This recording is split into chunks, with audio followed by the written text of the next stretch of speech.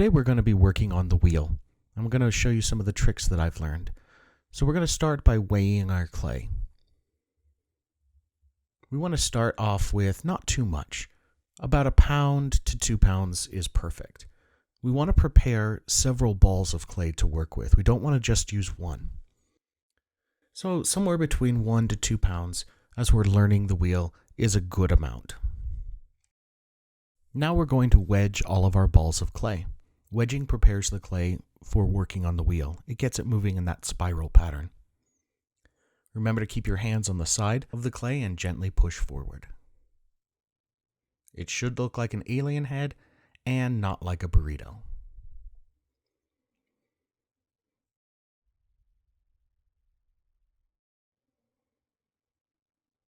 You never want to throw with clay that has not been wedged. Now we're going to assemble our tools. I want a large Halloween bucket full of water. I want a small sponge. I want a wooden knife, a needle tool, and 1 or more ribs. Now I've got plastic ribs, I've got wooden ribs, and I've got metal ribs, and they're all going to do different things when we're working on the wheel. As we're learning, we don't need all of the ribs. Just one will be helpful. And then we need all of our balls of wedged clay. Now to prep the wheel, we want to put on an apron and get close to the wheel.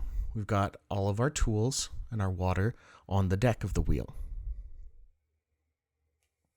We want to sit very close as possible as we can to the splash guard.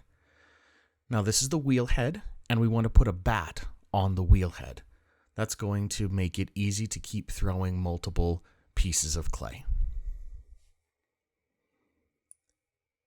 There's an on switch off to the side, and we've also got the foot pedal. Now the foot pedal is going to start and stop the wheel from spinning. The more we push it down, the faster it'll go.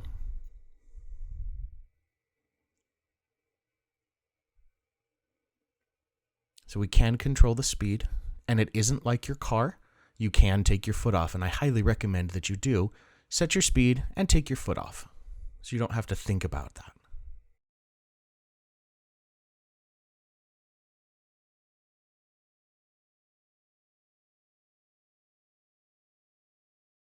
Now we want to attach the clay. So I'm just going to get the wheel head, the bat, slightly wet. It does not need to be saturated. Just very slightly wet. I'm going to take my first ball of wedged clay, and I'm going to smack it into the center of the bat. I should use some good pressure, and it should be stuck on there. To show you, you can pick it up and it should stick. If you need to pat it gently with your hands, do that. Now we're going to center the clay. I'm going to get the wheel spinning and just slightly wet. Doesn't need to be very wet, just a little bit. I'm going to anchor my arms on my legs. My elbows should never leave my legs. I'm going to lean forward, grasp the clay in my hands, and I'm going to squeeze together so it has nowhere to go but up. This is called coning up the clay. With a very firm grasp, I take the clay and I squeeze it together, and it goes up. And this is how it should look. Now I'm going to take my left hand and wrap my palm around the cone. I'm not going to use my fingers, just my palm. With my dominant right hand, I'm going to make a karate chop, and I'm going to put it on top and push down. My left hand is just there for stability right now, and I'm pushing it down. It starts to make this mushroom shape. Now my right hand is not going to do anything, and I'm going to be pushing forward with my left hand. My left hand just pushes forward right there. My right hand's not doing anything. I just lean into it and push, and gently back off and reapply some pressure. The idea is that the clay should just be spinning in my hand without kicking it back. And once it just spins, without kicking my hand out, then I've got it centered. And we're ready to move on. It's just spinning, no pressure. It's perfect. If you wind up with a little skirt at the bottom of extra clay, especially at the beginning, we can trim that off with our wooden knife. So I'm going to take the slanted edge of my wooden knife, lay it up against my block of clay, and scrape off that little extra skirt. Then I'll flip it over and scrape off the clay that's on the wheel head. And it spins really, really nice. Now I'm ready to move on. Now we're going to open up the clay.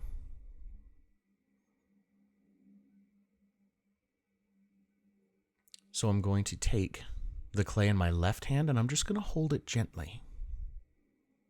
I'm going to take my middle finger, let it find the center of the mass of clay. Let it find the center. And then I'm going to push straight down.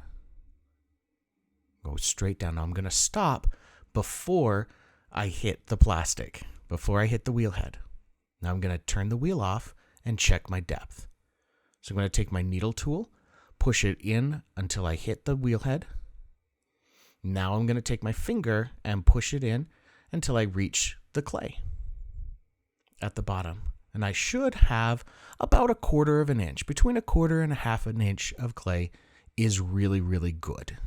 So I've got 1/4 of an inch. It's perfect. Now I'm going to start my wheel spinning again.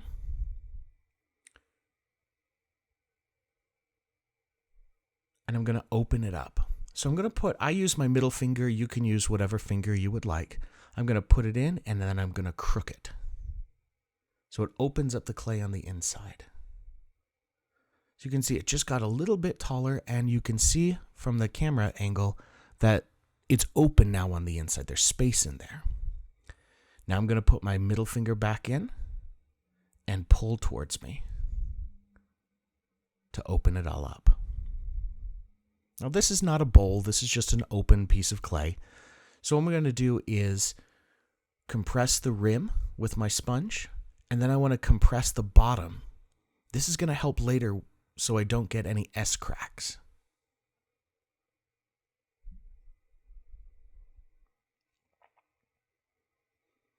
Now that it's open, I need to make it taller, and I'm going to do that by pulling.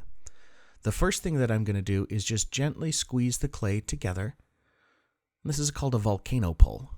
I'm just squeezing it together and making it into a little volcano.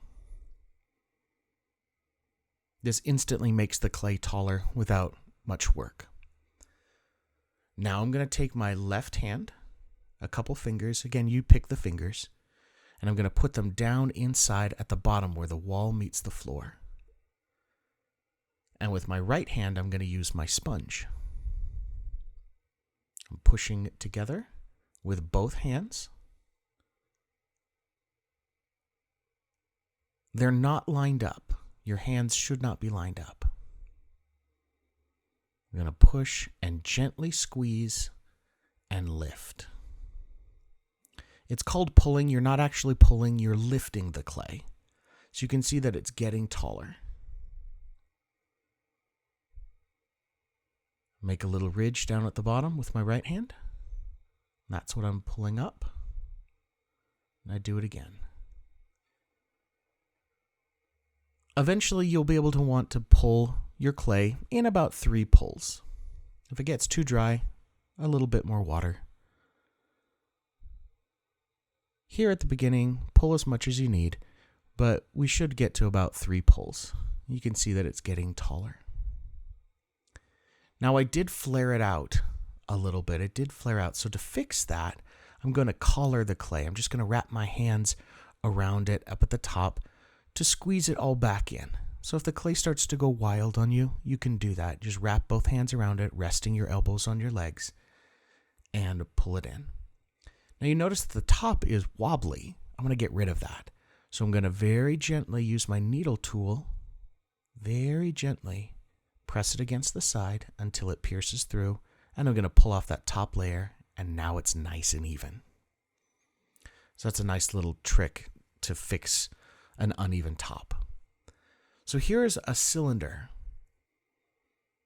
And now I'm going to slice it off using a wire. And I'm going to cut it in half so I can check myself and see what it looks like on the inside. It should have nice and consistent walls and a nice and even floor, which this does. This has very nice, even walls. Gets a little thicker at the bottom. That's okay. But the base is only about 1/4 of an inch thick. And my walls are nice and even. Almost 90-degree angles down there at where the wall meets the floor, and that's what I'm looking for. Once I'm done, I'm going to start to clean up. If I have extra clay, I can use my wooden knife to scrape it off, and I'll use that wooden knife to scrape off anything else that's stuck to the wheel head. Now I'll get a big sponge and just wipe off that bad. I'm going to take the big sponge and I'm going to wipe around the inside of the splash guard. Pop off that bad if it's getting in the way. I'm just going to clean this all up. If there's any big chunks of clay down there, I want to absolutely pull those out. In this case, I don't. It's just a lot of slip down there. So I'm just going to use my sponge and clean that out. Any extra bits, pull them out. Now you want to make sure that you clean these well for the next person to use them. Don't leave it for someone else to clean up.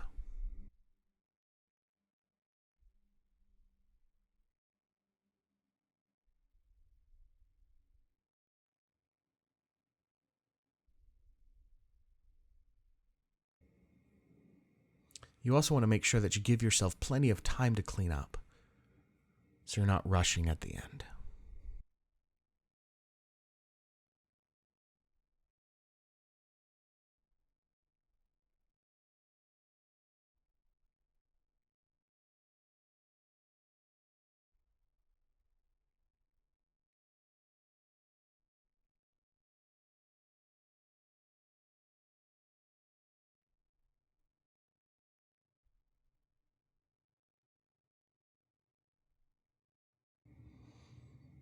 Now I'm going to take my extra clay that I've used, throw it in my bucket.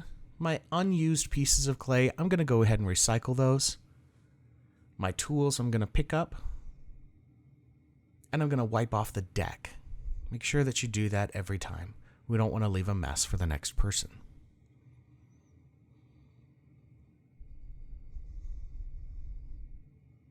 Going to collect all my implements, and then I'm going to head to the sink. So I'm going to pour off the water. Now, the water that's at the very bottom of the bucket, it's going to be full of slip. I don't want to dump that down the sink. So I'm just going to pour off, and you can see I'm using my hand to block the big chunks. I just want to pour off as much of the water as I can without it being too full of clay. All of that we're going to dump into the slop bucket that we have by the sink.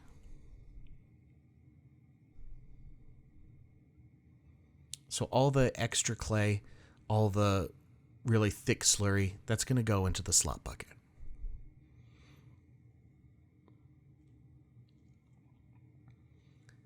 Then we want to make sure that we wipe out the bucket as well. We don't want to put a dirty bucket back. Don't leave a mess for someone else to clean up. Rinse that out, wipe it off inside and out, and then put it back in the pile of buckets.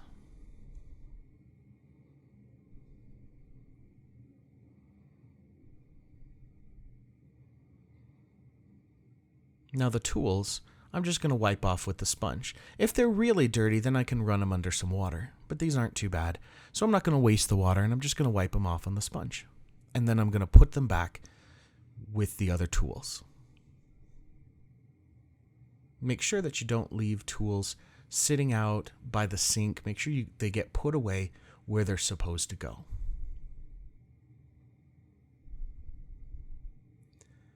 Now, we never want to put the tools into the slop bucket.